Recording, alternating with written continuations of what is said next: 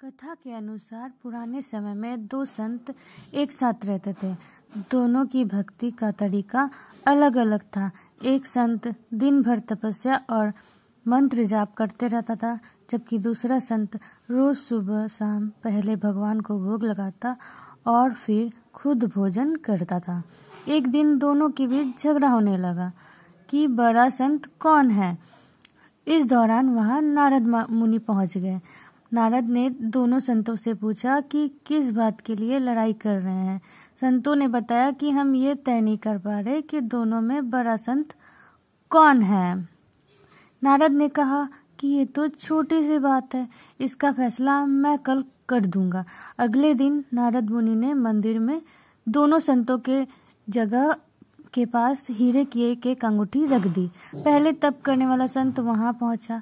उसने एक अंगूठी देखी और चुपचाप उसे अपने आसन के नीचे छिपाकर मंत्र जाप करने लगा। कुछ देर में दूसरा संत भगवान को भोग लगाने पहुंचा। उसने भी हीरे की अंगूठी देखी, लेकिन उसने अंगूठी की ओर ध्यान नहीं दिया। भगवान को भोग लगाया और खाना खाने लगा। उसने अंगूठी नहीं उठाई। उसके मन में लालच नहीं जागा, क्योंकि उसे भरोसा था कि भगवान रोज उसके लिए खाने की व्यवस्था जरूर करेंगे।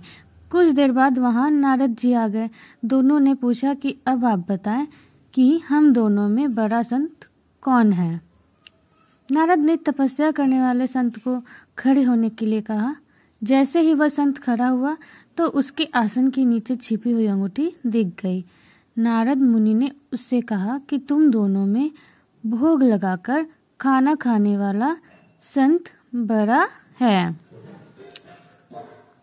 तपस्या करने वाले संत में चोरी करने की बुरी आदत है।